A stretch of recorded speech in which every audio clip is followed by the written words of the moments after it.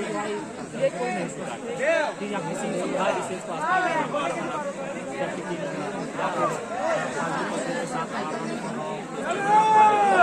स्थानीय आदिम कबीला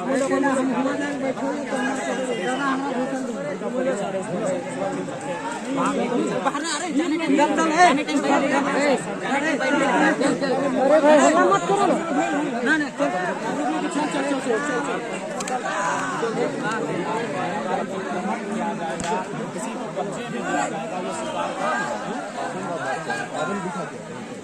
आप देखिए जो लेटर आज आप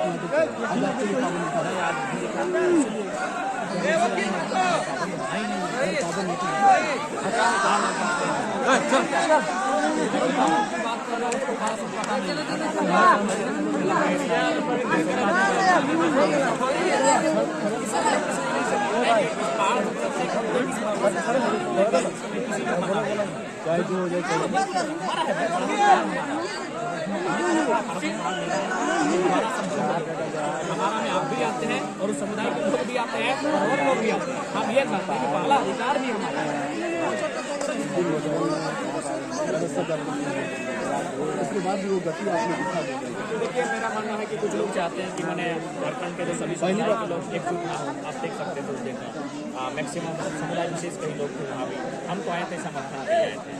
माना कि जब हमारी प्रवेश वाले कुछ बच्चों ने नारा लगाया था, मुश्किल समाप्त प्रार्थना भी किया कि क्योंकि हम तो हमारे बस में नहीं है सब घर, लेकिन हम तो कोई उचित नहीं था कि आप एक तो आमंत्रित हैं कहीं ना कहीं शादी से चल रही थी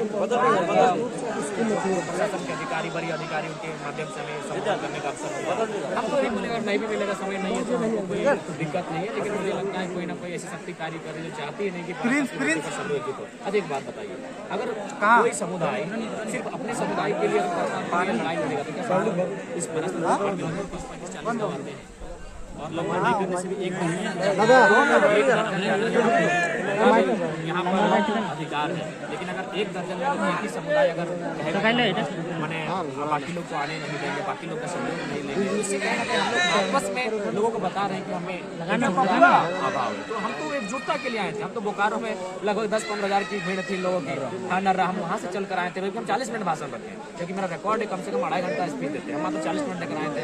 यहाँ मुझे बुलाया गया था कि भाई समर्थन के लिए, हम समर्थन के लिए आए थे और हमारे भी लोग थे, हमारे संगठन के लोग थे, हमारे भी समाज के लोग उपस्थित थे, हमारी भी माताएं वाली उपस्थित थी। लेकिन न जाने क्या षड्यंत्र था कि मैंने कोई किसका फोन आ रहा है?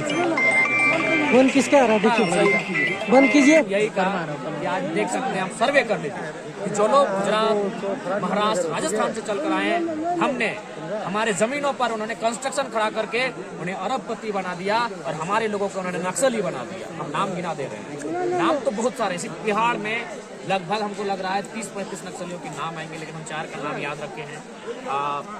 मिहिर बेसरा, किशोर हंसदा, अजय महतो, संजय महतो, बस बगल में उनका गाँव, यही पीरतान प्रखंड पड़ता है। क्या कसूर है? ना वही महाजनी प्रथा, क्या कसूर है? ना वही दमनकारी नीतियाँ, जंगल से बेदखल करना, गरीब गांव वालों पर शोषण करना, उनकी ज़मीनों को कब्जा करना, उन्हें शराब मैंने पिला के खिला के उनका अंगूठा लगा के ज़मीनों का हड़प लेना।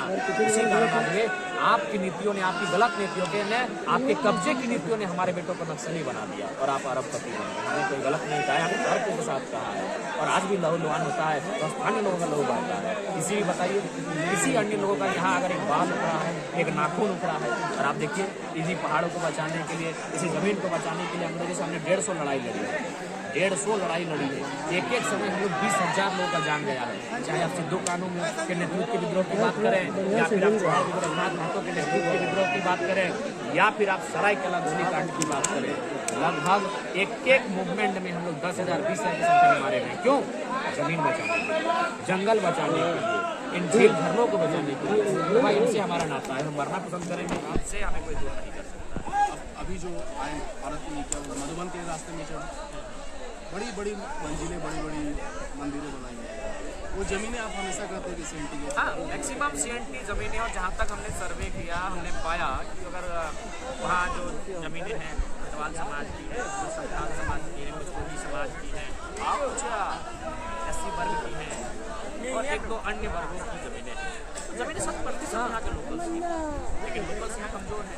आप जानबूझकर लोकल्स को यहाँ जानबूझकर अगर हम इस कमजोरी की बात करेंगे तो इसके लिए हम फिर केंद्र पर जाएंगे, तो ये परस्पर का मुद्दा कहीं और चला जाएगा, इसलिए वहाँ नहीं जाना चाहते। लोकल्स को जानबूझकर कमजोर किया जाता है ताकि इनका उपयोग कर सके और इनका उपभोग कर सके। वास्तव में कहा जाए तो हम लोग वस्तु मानिए या ना मानिए, इस पूंजीवादी व्यवस्था में, इस बाजारवादी व्यवस्था में, इस साम्राज्यवादी व्यवस्था में जो आदिवासी किसान कामगार आदिम लोग हैं वो कहीं ना कहीं एक वस्तु के समान है। उनका एक वस्तु के तौर पर झाड़ू पोछा लगाने के लिए, गेटमैन बनाने के लिए, अपने घर की नौकरानी बनाने के लिए एक वस्तु के तौर पर हमारा प्रयोग आज भी किया जा रहा है। और जिनका यहाँ एक बिल्कुल जमीन नहीं है वो अरबपति बने हैं।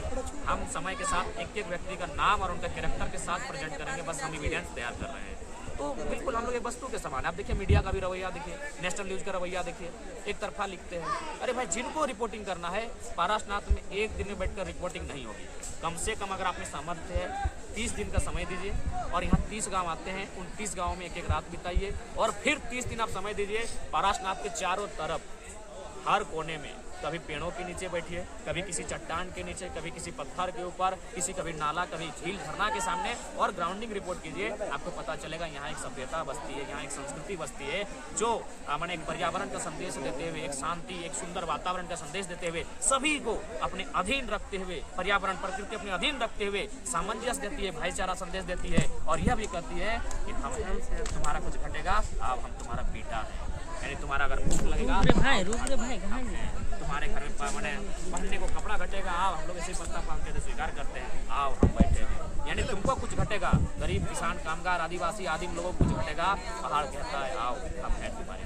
और हम मिलता है कैन पियर खलवा करील मिलता है, जड़ी बूटी यहाँ से मिलता है, हाल के लिए बूटा मिलता है, जूट के जुआट के हाल जुआट जो हमारा होता है आप समझ ही रहे हैं। तो सारा वस्तु हम लोग यहीं से लेकर जाते हैं। ये जो पत्ते देख रहे हैं आप समुदाय विशेष, अब एक बार मजेदार बात कह रहे हैं, जो भी लोग अभी दावा कर रहे हैं, जो मीडिया के लोग आ रहे हैं, जो सोशल मीडिया में यहाँ लिख रहे हैं एक समर्थन, उनको बुलाइए और किसी एक पेड़ को दिखा के बोलिए कि इससे क्या लाभ है।